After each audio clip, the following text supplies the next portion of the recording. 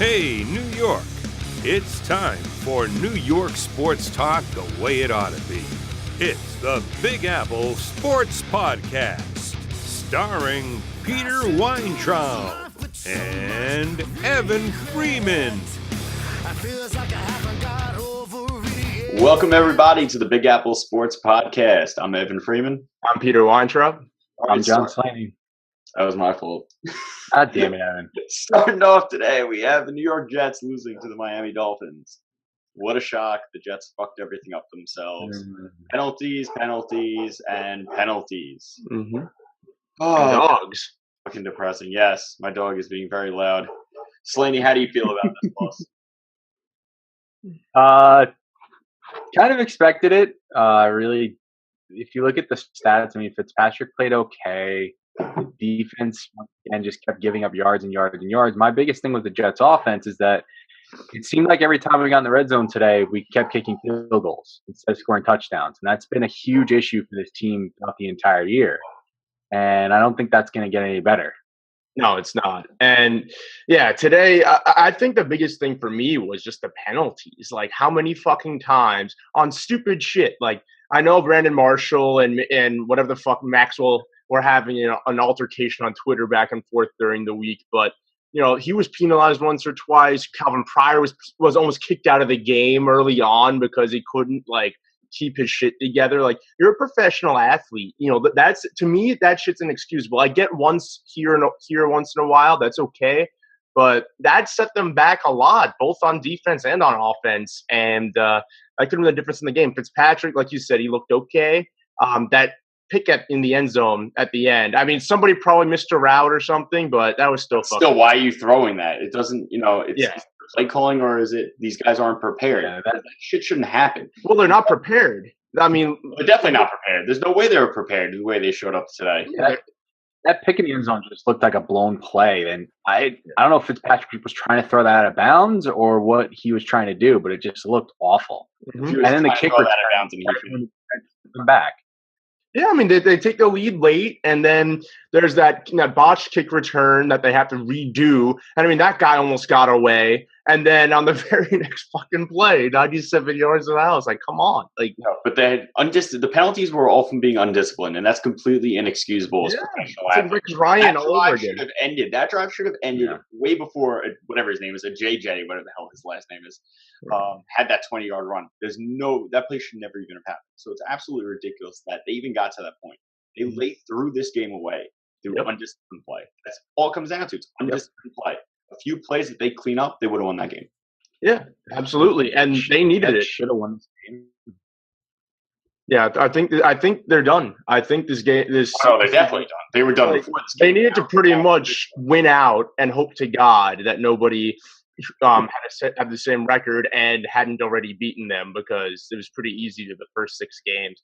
But I mean, you could just tell last week they get out of Cleveland by the skin of their teeth. We all talked about it. It was a bad win because they almost gave it away had Josh McCown not mismanaged the clock at the end. This would have been a bad win too if they had pulled it off. Right, and what does that show you? It's just they're not a good team this year. I mean, they have the talent, but they're undisciplined, and it showed today, and it cost them the game. Yeah, I do like how Matt Forte had those 2 nice long runs, though. He looked good today. But again, in the second half, they stopped feeding him the ball. Yeah, I don't understand that at all. But hey, at least we saw Bryce Petty today, and hopefully we'll see him going forward. And they let him throw the football twice. Yes. Yeah. They let him. It. Yeah. Look at that. All right, moving on. The New York Giants actually do pick up a win today. I think they actually look pretty good. Eli looked good. The offensive line looked good. Mm-hmm. The defense early on didn't look great, but they picked up the play in the second half and they were able to shut down Philadelphia. But I really think the big story is this offensive line, because Philadelphia, that defensive line, considered by many as the best in the league, and offensive line looked like they controlled them pretty well. Yeah, I mean, they picked it up considerably. I mean, we were talking last week about them trying to make a trade to try to bolster their offensive line, and didn't happen. But the guys stepped up. I mean, Eli had 4 touchdown passes in like the first half. That was ridiculous. And Anita Marks said she was benching him in all her leagues because there was no way he was going to have a good game. Dude, I'd cut him. So she knows nothing about football. It's insane. I released him from my fantasy team 3 weeks ago. He was playing bad. Yeah, he was. I thought the Giants played really well today. The biggest thing I see with the Giants, though, is they made on the Fox broadcast that Landon Collins has the most sacks on the Giants. He's their safety. They have no one in the top 50. No. Yeah, that's gotta. They have to get a pass rush from that front four if they want to actually compete in the NFC East. I mean, you saw today the Cowboys won again. I mean, they played Cleveland, but still they won again. So the Giants are still 2 games back now. So the Giants got to pick it up. Yeah, and Jason Pierre-Paul almost had an interception. I bet if he had all his fingers on that hand, he'd had that pick. He probably, I was thinking that before you even said that. He's like trying to grab it with the little claw. Yeah, that for all they spent on that defense, it hasn't done well for them. I mean, they had the 2 picks against Wentz today, and Landon Collins played a good game. Can't throw the ball downfield. That was the game right there. Was the Giants were able to convert on the turnovers, and the Eagles couldn't do anything when Eli threw those 2 picks. And even you saw today, like at the end of the game, the Giants need a rushing game. Mm-hmm. Eli just keeps throwing the ball, and there's no way for them to kill the clock if they don't have a rushing game. I think Rashard Jennings they might have 50 yards combined rushing the entire game. That's unacceptable. Yeah, and while their record does still have them in the playoff hunt, right now they would be the wild card. If they don't develop that rushing game and that defense doesn't start getting more pressure on quarterbacks, I don't think they're going to make the playoffs. And right now, the way they look, I don't think they're going to make the playoffs. Yeah, I mean, the only positive for the Giants as opposed to the Jets is that the Giants are not playing well and they're winning. They're 5-3. I mean, it's not great, but I mean, the Jets are now 3-6. They're fucked, and the Jets are done. The Giants have yet to play their best ball. I mean, the offensive line stepped up. If like you said, their defense can apply more pressure. And if somehow, whether it's acquiring a running back, taking a guy off the practice squad, because obviously Jennings isn't getting it done. I saw an article this week on ESPN. I'm not sure if you guys saw about what he has to do just to get on the field. And the fact that he does all that and he still can't do shit, it means they need to look somewhere else. I mean, they're not going to get it done. I agree. They need a rushing game. They need to balance out the attack somehow. So yeah. All right, moving on. New York Rangers, Slaney, they are still looking very good on offense. I mean, it's been like 2 weeks since we last talked about it. When is Oiler games on? Like what, an hour, right? An hour or so. They're playing the Jets at 7. Yeah, Jets at 7. They look really good against all the 40 Canadian teams now. Yeah. Well, the Rangers are. I think they are. They have the best goal differential in the league right now. Yeah, they're the best. They are the best scoring team in the league, which is kind of surprising. I'm really not used to the speed on the Rangers this year and the quick offensive burst that we're seeing. And their defense is holding together. I know for tonight that Girardi's out and Lindenning's in. Thank God. Yeah. Girardi's out for rest. Yeah, they don't want to play back-to-back games, which is okay. I can understand that. It's just been a different team this year. I'm getting a different vibe, and I'm liking it so far. But I'm still a little skeptical. I'm hoping that this lasts throughout the entire season. But so far, so good. Yeah, and as a Rangers fan, you always have to be skeptical, but I really love what I'm seeing from this team. They're fast, they're shooting the puck, and they're getting good shots. It's not like they're just throwing a million pucks at the net. They're taking high-percentage shots, and they're moving the puck really, really well on offense. JT Miller looks unbelievable right now. I'm really excited to the way he's playing. Yep, you look at the guys like Miller, Hayes, Kreider. They really stepped up their game in the first month of this season so far, and it's a good sight to see that technically they're veterans, but they're still young kids that are taking that next step forward. Yeah, and Rick Nash is finally not being a little bitch, and he's going to the net. The game winner against Edmonton goes to the net. He's a big body. Put him over there. Yeah, I think the thing with Nash is that he's had the concussions in the past couple seasons, and I think that really hindered his game. And hopefully he's not scared anymore to go in front of the net, because like having that guy who's 6'3" and a big body that you can just throw in front of the net's always good to have. Oh, it's huge. It's huge for this team. And especially with all the young guys, if he can set the example of playing tough in front of the net, it's going to be huge for these guys, for the development of the younger players. Yeah. It's just I would like to see them add someone on defense just to shore it up a little bit, because I do feel like there's too many pucks getting through and there's not enough defensive play. Yeah, But overall, I really, really love what I'm seeing. But the problem is that they don't have any cap room.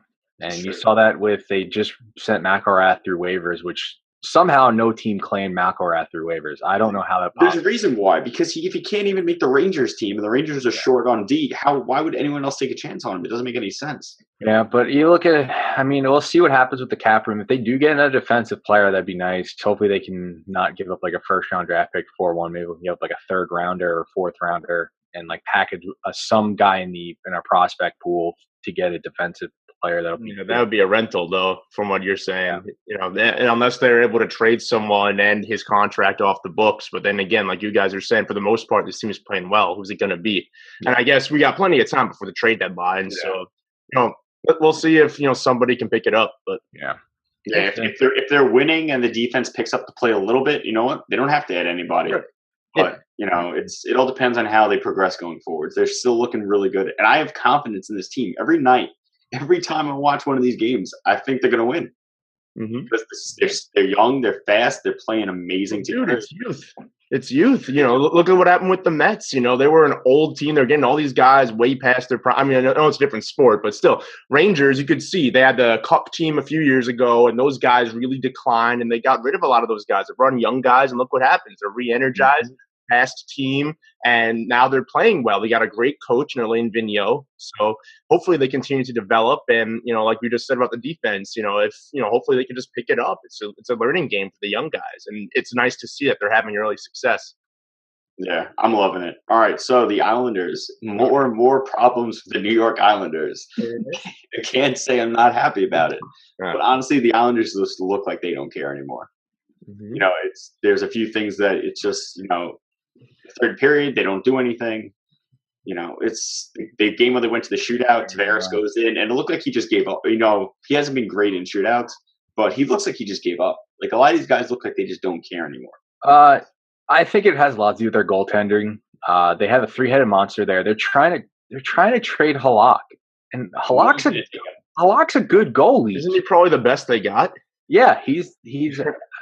I think it starts there. Is that they gave all this? They traded for Halak a couple years ago. They gave him all this money to be that starting goaltender, that really good rock, and it just seems like they've never given Halak the opportunity to become that starting goaltender. I really think that's messing with the chemistry on the team. Mm-hmm. I know that they have a lot of new players this year, Andrew Ladd, but it just feels like they're not gelling for whatever reason. I don't know if it's going to take half the season, the whole season, but it's just a really long gelling period that's happening right now. I think, honestly, when you see effort like that, once again, it comes down to Jack Capuano. I think they need to dump him. They need to get rid of him. And I've talked to numerous Islander fans who think the exact same thing. And they think every single year he's going to get fired. And then, we made the playoffs for the first time. We got in the first round after the first 20 years. He's like Geno Smith. He does just enough to keep the organization hanging on and okay, we'll give this guy a shot. But there's no actual progression from it. Right. Yeah. And you're right, Evan. It comes down to coaching and coaching decisions, mainly lineup. And we talked about this last week. We'll talk about it again. It's consistency. Goaltender is probably the most important position on the ice. You need a rock there. The Rangers have Henrik Lundqvist. Any successful team has that guy who plays, 4 out of 5 games or whatever it is. And the fact that they won't go to this guy is ridiculous. It's fucking with his head. He wants out, and that's only fucking with the chemistry. Yeah. Halak led the, I forget which team. I think it was the Canadiens to the Cup Finals a couple years ago, and he led the Islanders last year or the year before in the playoffs. Mm-hmm. And now they're going with JF Berube and Greiss. And I'm watching this team. I'm just going you have a good goalie in Halak. Play him. Mm-hmm. Goalie's the one position where you have to be consistent and play almost every. If they're playing 4 games a week, you have to play 3 out of those 4 games to be consistent. He has to. And, they're just not doing it. And honestly, it's an organizational issue. And it's kind of like with the Jets. It's hey, we can never find a quarterback. It's hey, can the Islanders do anything right? Mm-hmm. I always, people think I'm an Islander hater. I really don't care about the Islanders. I hate Philadelphia. I really don't care about the Islanders because I know that they're just going to screw it up for themselves. So. Yeah, and unfortunately, every other team we like tends to do that for themselves. So, That's true. All right. What are we moving on to? Moving on to the Knicks. New York Knicks. They lost earlier today, and they were winning the entire game, which really pissed me off. I missed the fourth quarter, but they were up. It was a close game, but they were up, and they blew it again. I did watch their win against Chicago. It felt good on that game. And that's been the thing, their 2 wins, they look great. They're passing the ball. Everyone's doing what they're supposed to do. Melo's mellow. Porzingis is stepping up. Porzingis had 27 points the other night, and he had another good game today. Rose and Noah look great, but there's just this weird inconsistency where they're either fully focused, and I think Chicago, they were fully focused because Rose and Noah were coming back, and they wanted to prove something. And Rose was getting boos, and you can see, like, when he was at the free throw line and people were booing him, he was like, come on, boo me, and then he, like, drained the fucking shot. Like, he was motivated, and he had his best game of the year, so did Noah. But then they play a team like the Jazz. Who gives a fuck about the Jazz? And they don't care. I feel like literally it's just they can't keep their head in the game. Yeah. And that's been a thing with Melo since he's come over, especially on defense. Like, if he actually tries, he's actually a pretty good defender. But the problem is 90% of the time he doesn't care. He checks out. It's because he's a doughy little bitch. Yeah, I mean, he can't try every night. I mean, you look at the stats from today's game. Porzingis, Melo both had 28 points. Mm-hmm. But if you look at the Knicks bench, I'm just looking at the plus-minus numbers right here. Every Knick that came off the bench was minus, and by almost double digits. And that's something that I think they were mentioning when I was watching the game today. They were saying that the Knicks bench was just, you could see how short it was. Yeah. You got Brandon Jennings, and that's it. That's it. Kylo Quinn's had a good game, but yeah, that really is what it came down to today. Was just the Knicks bench really showed that it's a weakness on this team. I mean, we have a good starting 5 so far that we've seen. It's just this bench has got to step their game up. Yeah, the starting 5 can't play 48 minutes. Like, they just can't, especially no one on that starting 5 except for maybe Porzingis is even in good enough shape. And yeah, we're not going to do that to a 7'3" guy who's the future of our organization. Yeah, you gotta get that. He'll break down. Yeah. I'm saying, like that Chicago game, it just was like 2 different teams. The Chicago game, they came out, like Pete, you were saying, they came out with a different attitude. And today, they played in the first quarter, they're up by 10 points, and then it's just they stop playing defense. They're like, okay, we're going to try and outscore the Utah Jazz. And the Knicks really, they're okay shooters, but you can't go up against the Jazz and expect we're going to outshoot them every single game. It's not going to happen. No. And yeah, it's exactly what you just said, and what I mentioned earlier. It's just the games they've won, they've gone into with, we're gonna fuck these guys up, and you can just see the swagger on the court. They're making great passes. They're playing crisply. It looks like Hornacek has a plan in those games because they're running well executed plays and they're getting the job done. But then there are games like today where there were moments today where they looked like they were in it. But then there were other moments where they just seemed completely, lax. And I think, part of it is the bench. They have like one player literally who can come off the bench. And then there's just, I don't know. I think that also is a coaching thing where you got to make sure these guys are pumped up every single night and they're focused, because if you're not focused for most, if not all the games, you're not going to win very much. And so far they're 2-4. But how unprofessional do you have to be? You're getting paid millions of dollars to be unprepared to show up. Dude, I play beer league hockey. I'm prepared every single night to play. It's absolutely ridiculous. It just happens. There are just games where we're not even 10 games into the season, though. I know. There are just some games where it's a Sunday afternoon game that they played today. I mean, that's all they do, though. All they do is play basketball. They don't have to go to school. I know, but it's like if you play a hockey game at like noon, like they have the weird NHL games where they play noon on Sunday, and if you go to watch that game, it's an awful game to watch because no player is up, no player is motivated to play that game. It's a tough game to play, and it was one of those games that looked like today that the Knicks just came out flat. They came out firing in the first quarter where they're up by 10, and they look flat from there on out. I know, but it's still ridiculous. Even in any sport, like, how do you not show up? This is your job.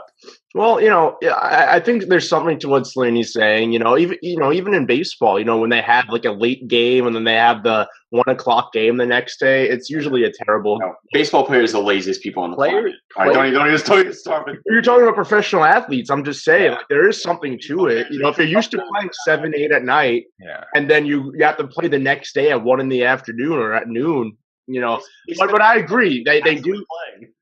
Yeah, but I agree. They are constantly playing. They are professionals. They do have a very, very good skill set. They need to show up and they need to be focused. I mean, there are going to be games where they're going to get away from them. That's fine, but that's happened already with the Knicks 3 or 4 times this year. And if they want to go anywhere this year, barring without even including injury in the equation, they're going to have to show up for every game. Yeah, you get used to as a player. You get used to playing games at a certain time. You're like, okay, if I have a 7 o'clock game, I'll have morning warm-ups. Then I can go back to my hotel or my house. I could take a nap, get back to the garden or wherever they're playing at 4 or 5 o'clock, and then you get into a routine. And when you play a game at 1 o'clock or 12 o'clock in the afternoon, your routine gets all screwed up, and you have no idea what you're doing. And I think that's might have been what happened today. Yeah, or the Knicks just suck. It could be that too. Well, We're 6 games in, it's too early to tell. Yeah, that's true. All right, moving on. Yoenis Cespedes officially opts out of his contract with the Mets. No one's surprised about this. Surprised. Everyone should have been expecting this. Where do you guys think he's going to go? How much do you think he's going to get? And, who the Mets going to replace him with? Slaney, you're the only impartial person on this, so you can go first. I hope Cespedes re-signs with the Mets. I really do. My only concern is that the Mets picked up Jay Bruce's option, which that was a little intriguing to me. And I was like, okay, if you're going to put money towards Cespedes and Bruce really didn't do that much, that's not a good sign. Mm-hmm. But on the hindsight is where is Cespedes going to go? I have no idea. Yeah. There's always one team that'll pay a ridiculous amount of money. It'll be like, I can see him getting like a 4-year, $100 million contract, but then I could see another team coming in and being like, okay, we'll give you 3 years at 90 or something like that. And it'll just be absurd. And the Mets will just price themselves out and they won't be able to get him. Well, that's not absurd. That's what he's worth. And that's what he wants. I mean, it's absurd. He's not getting that from the Mets. That is the market. I hope he resigns too. I think they did the thing with Bruce because they want insurance, because he's a guy who, even though he sucked for them, he picked it up at the end. He's a guy who can hit 30 homers and drive in 100 runs, which is what Cespedes did. Obviously, just not going to hit nearly as high of an average. And if he hit anything like with the Mets last year, it's going to be Adam Dunn 2.0. But yeah, I mean, I don't know where he would go. There are some teams that want a right-handed power bat who can play outfield or DH. He was injured last year, which is a plus for the Mets, because some teams that may have wanted him really badly may not go after him because of the quad, because he was limited in the field. But on the other hand, there's nowhere for I don't know what they're going to do, because the Mets are always short on cash. Who are they going to get rid of?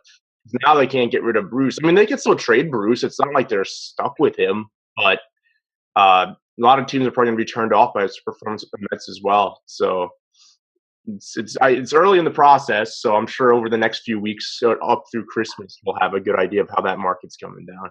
Yeah, and early rumor has it that I think it was the Nationals, the Giants, and someone else were interested in Cespedes. Yeah.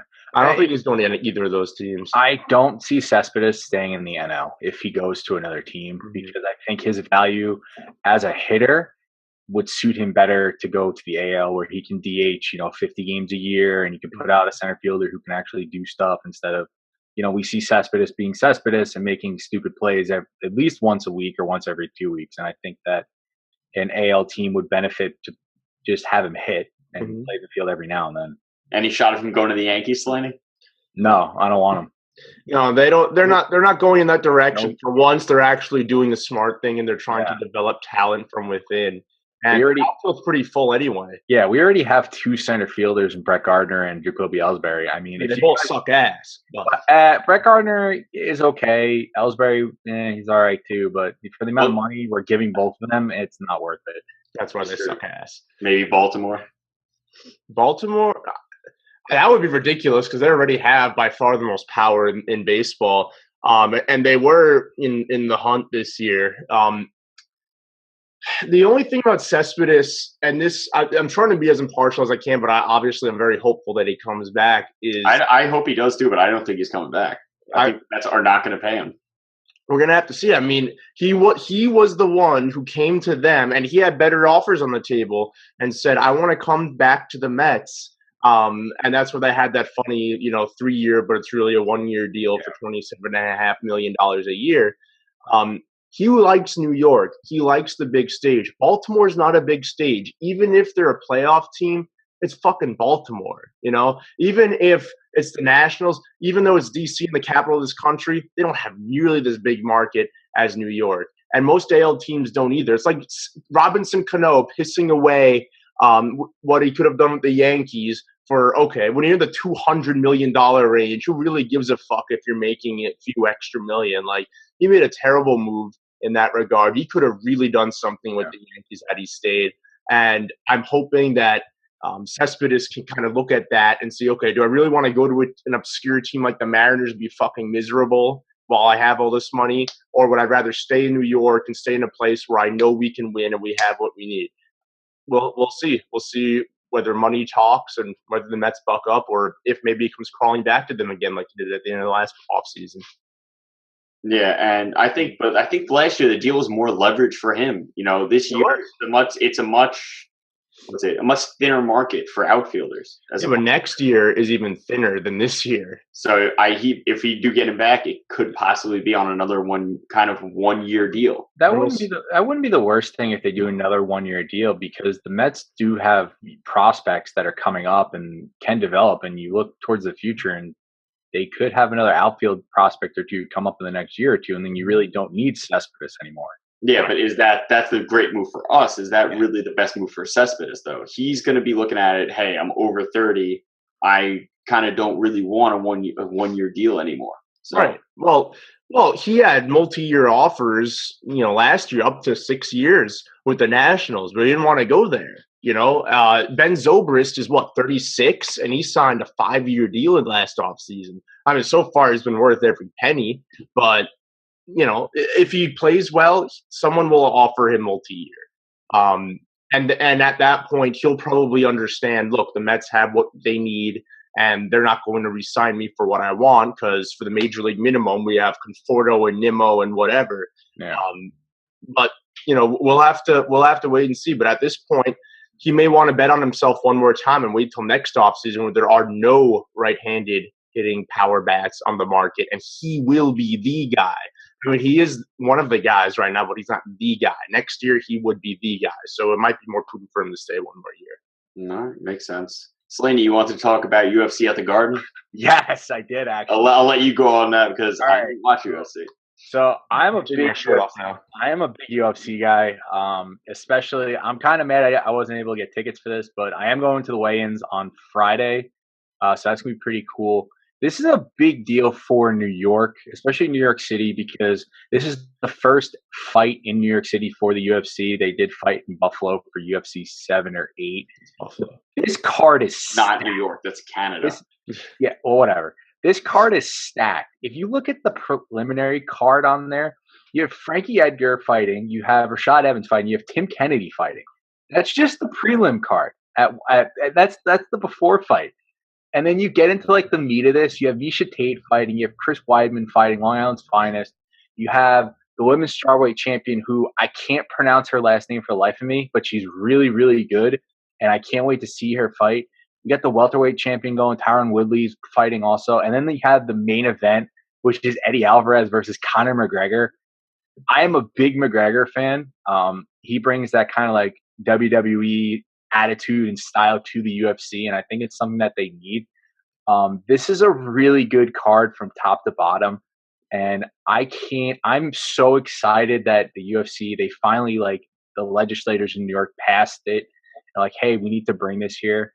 My prediction is I'd like to see McGregor win, but it's a very, very tough fight. He's going up another weight class to lightweight to fight Eddie Alvarez, so that's gonna be a tough fight. Tyron Woodley, I think, is going to win. The women's strawweight champion, Joanna, she's some Polish last name. I really can't. I don't want to butcher her name. I think that she's going to win. I hope Weidman wins, because then if Weidman wins, he can get back into the middleweight contendership and hopefully get another title shot. Same thing with Misha Tate. If Misha Tate wins, she can hopefully jump back into the title shot. But yeah, this card is huge. I can't wait. And I'm just so excited that the UFC is back in New York, and It's at the Garden. Like I said, like I'm going to they gave out free tickets for the weigh-ins. The tickets for like this Saturday night are like $800 a pop on StubHub, so I can't go. But yeah, I can't wait to watch this fight somewhere. I'll be at a bar somewhere watching this, or I might even like order it on pay-per-view and just see it myself, because this fight just stacked from top to bottom. Yeah, honestly, it's about time they let UFC back into New York, because honestly, the most brutal thing in New York sports is the Brooklyn Nets. So yeah, I mean, if the Nets can play in New York, we can have UFC. It's only fair. It's definitely more entertaining. All right, we are running short on time. We got to move to our last segment, Scumbag in Sports. Pete, want to read it? Yes, I do. Let me pull it up here. Scumbag in Sports is brought to you by Weight Loss by Pete. Looking to lose weight and keep it off? Come to the weight loss experts at Weight Loss by Pete. With Pete and his team of weight loss experts, you can learn to lose weight permanently in a healthy and sustainable way. Visit us at weightlossbypete.com today. Do it, bitches. Evan, please. Scumbag in Sports, once again, never fails. LeBron James sticking his big fat nose and receding hairline right where it doesn't belong.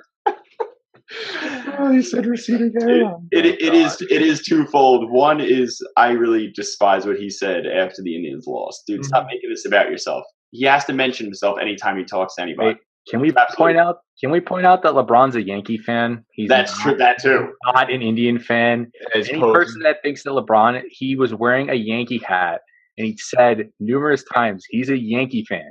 He's not an Indian fan. So him going crazy in the suite at the Indians game, that's all good. But he's not your fan. He's a Yankee fan. Not at all. Not at all. And the other portion, as Pete did tell me earlier, is that he is basically hosting a Hillary Clinton rally or something. Yeah, in Cleveland. Just athletes need to stay the fuck out of politics. It's absolutely ridiculous. Yeah. And I mean, he was behind, we won't get into that, but he's been behind a couple other things too. And we talked about this in other shows. Listen, athletes, worry about what you do on the court. You know, when Charles Barkley was such a bad boy when he was playing, like, I don't care what he does off the court. If he's a good player and is don't murder people. Well, yeah, okay. Don't do that. Don't abuse women. If you're just a guy and you go out a little too often, you get into a street fight with some other asshole, I don't care. I want to see what you do on the court. You produce for my team.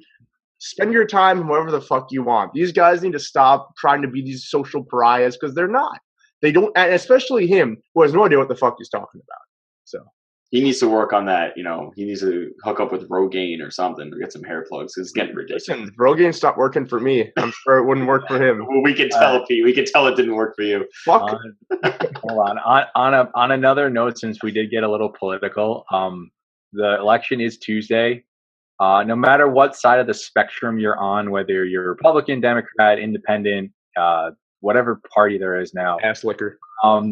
It is your right to vote. It is your right not to vote also. So if you go vote, good for you. If you don't vote, oh well, it's the same thing. But just try and be respectful on all your social media posts and stuff like that. That people do have different views. I know that my views is different than Peter's, it's different than Evan's. And whatever the outcome of the election is on Tuesday, we have to accept it for who it is, whether Hillary wins or Trump wins. I'm writing in a candidate. Me too. Yeah, just make sure you do your right, and as an American, go vote. If you We're going to get cut off any second, guys. Sorry. Vote for senator. It's a more important election. They do more work. Yes, and you can find us. Doesn't do anything. Yes, and you can find us NY Big Apple Sport on Twitter. For that, I'm Peter Weintraub. I'm John Slaney. And I'm Evan Freeman. Talk to you guys next time. All right, everybody.